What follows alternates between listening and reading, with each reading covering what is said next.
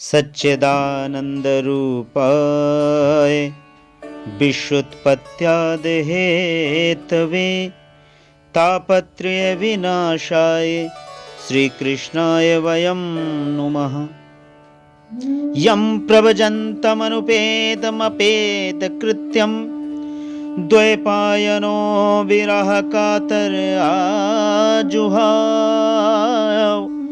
पुत्रेततरयो अभिनेदुस्तं सर्वभूतहृदयं मुनिमानतोऽस्मि।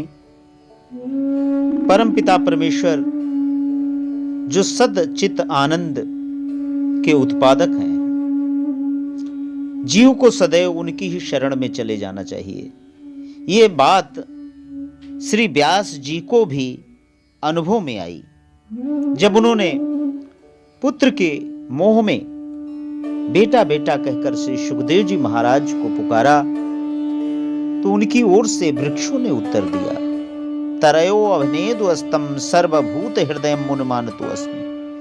कि रे व्यास जी, कौन किसका बेटा कौन किसका बाप, आपका पुत्र तो नैष्ठिक ब्रह्मचारी और समस्त चर और अचर सभी प्राणियों में परमपिता परमेश्वर की ही सत्ता के दर्शन कर रहा है, लेकिन आपके चित्त में ज्ञान होते हुए भी भेद है, तो आप इसे अपना पुत्र ना जाने। ये तो संसार को तारने के लिए और आपकी भी कीर्ति का विस्तार करने के लिए इस धरती पर आया है, क्योंकि इस संसार में किसी भी लौकिक और पारलौकिक दोनों कर्मों से जीव को कभी कर्म की निवृत्ति नहीं हो सकती, और कर्म की निवृत्ति के बिना जीव को परम शांति नहीं मिल सकती। गोस्वामी जी कहते हैं कि जब लग जीव न काम न साही और काम अछत सपन्यो सुख नाही। जब तक जीव के हृदय में काम वासनाएं अर्थात कर्म है और वो कर्म जीव के मरने के साथ ही समाप्त होता है, तो फिर कैसे भगवत प्राप्ति करे।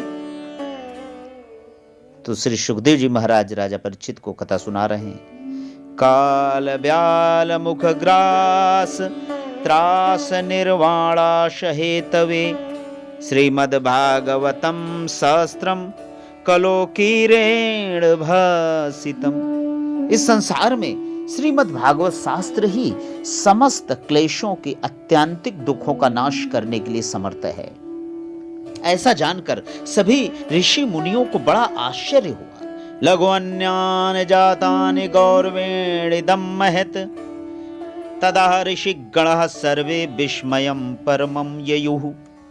और उन्होंने कहा कि राजा परीक्षित, इस संसार में अगर किसी व्यक्ति को कल्प वृक्ष भी मिल जाए और चिंतामणि भी मिल जाए तो उसकी चिंताएं वह नहीं हर सकता।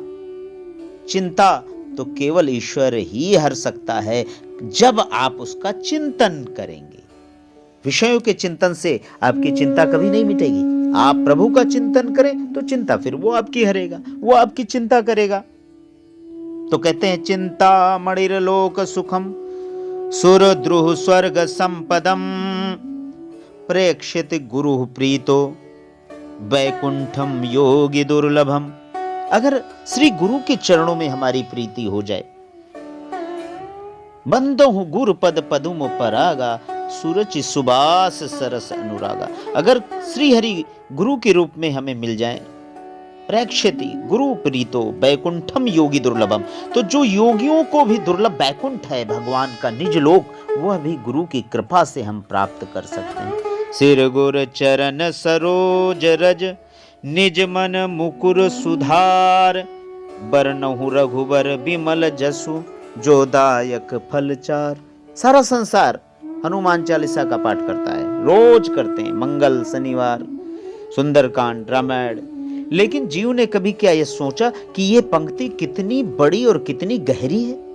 क्या हमें गुरु के प्रति ऐसी श्रद्धा और ऐसे विश्वास से उनकी सेवा शुश्रूषा करनी चाहिए।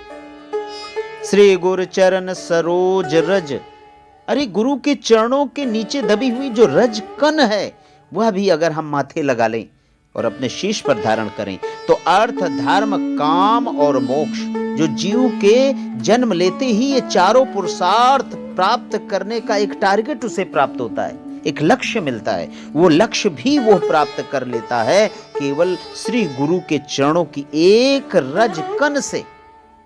और जिसने गुरु के चरणों में प्रीति की हो, सेवा की हो, उसे संसार में भला क्या कुछ नहीं मिल सकता। इस पर शंका करना तो मूर्खता ही होगी।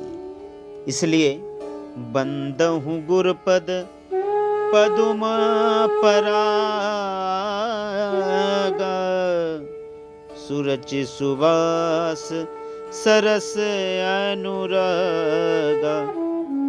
अमी मूर में चूरन चारू, समन सकल भव रुज परिवारु।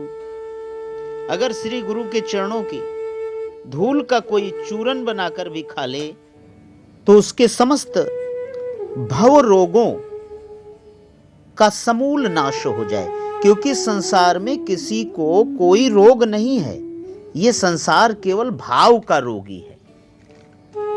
सकल सुमंगलदायक रघुनायक गुणगान, गावहि सुनहि जे तरहि भव सिंधु बिना जलयान। तो इस प्रकार भगवत की प्राप्ति और आत्मिक शांति तो केवल भगवान के चरण कमलों का अनुराग है, और वो ऐसा अनुराग जिसमें किसी भी प्रकार का कोई लोभ, कोई मोह और कोई अपेक्षा न हो। बोले वृंदावन बिहारी लाल की जय।